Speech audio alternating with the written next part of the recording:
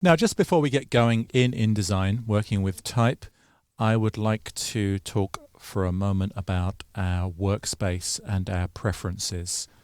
So our workspace, which is whichever palettes we have, or panels as they're now known, open and where they are kept and how they are grouped, is something that we may want to customize. Now, there is a predefined typography workspace, and that is a good place to start. However, I personally like to make a few adjustments to this, and I have to stress that these are just my personal preferences. There is one panel that we will be using a fair amount that is not part of this workspace, so I'm going to add it. And it is under automation. Now, to see automation, I have to come down here and choose show all menu items, and then to automation, and then scripts. There are a couple of very useful scripts when working with type. Now, scripts comes with script labels and data merge, neither of which we need. So I'm just going to tear off scripts, and I think I'll drag it in there with story and effects. I'll then close those. And that's pretty much it for my workspace. I don't really think I need to change anything else. But I'll now come up and save that workspace, new workspace, and since I already had one called Nigel, I'm going to call this Nigel 1. I'd also like to make a few adjustments to the preferences. Most of the default preferences are fine, but there are just one or two that are definitely worth changing. Now, important distinction here. If I change the preferences at the moment with this document open, then they become document preferences, i.e. applying only to this document. I want these changes to be application preferences applying to every document that I create from this point forth. So for that reason, I am going to close that document. Then I'm going to go to my preferences.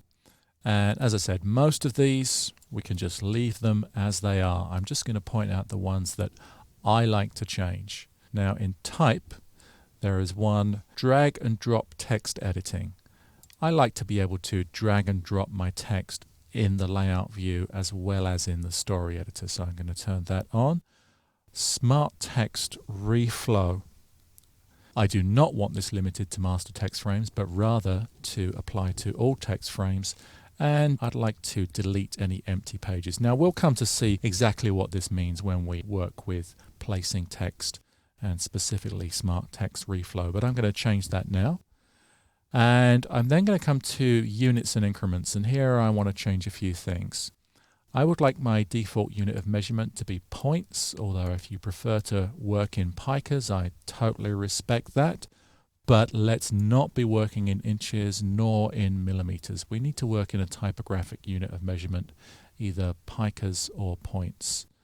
For size/leading, I'm going to change that to 1. This means that when I use keyboard shortcuts to increase or decrease the size of my type, I'm going to have finer control. I'm going to go in 1-point increments. The same with baseline shift. I want to be able to do that in 1-point increments when using my keyboard shortcuts. And perhaps most importantly of all, if you change no other preference, make sure you definitely change this one, kerning and tracking. That needs to be a lot smaller than the default amount of 20. Kerning and tracking both refer to the adjustment of space between characters. Specifically, kerning is between a pair of characters, tracking across a range of characters. And that default amount, which determines how much tighter or looser that spacing gets with every keyboard shortcut adjustment, is way too big. So we want more control, and that's why I've made that 1. And I'm also now going to change my grids preference, because most jobs I like to work with a baseline grid, and while that baseline grid may vary from job to job, there are certain things about it that are going to be the same. So I'm going to make its color light gray.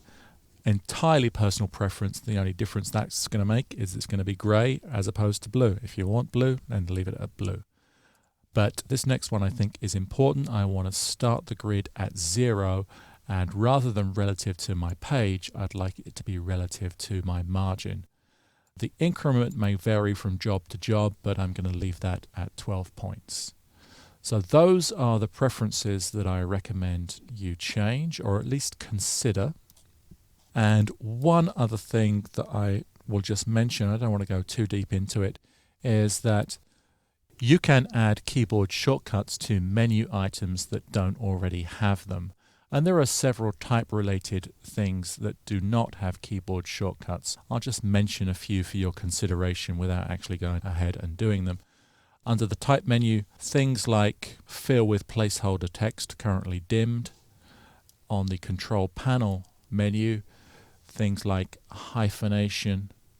And then also in type, insert special character other, we have things like N nested style here. These are all things that do not have keyboard shortcuts, and you may find it beneficial to add them. But I'd say just on an as needed basis, when you come to these things, then consider making a keyboard shortcut for them, and you can do that under the edit menu using keyboard shortcuts.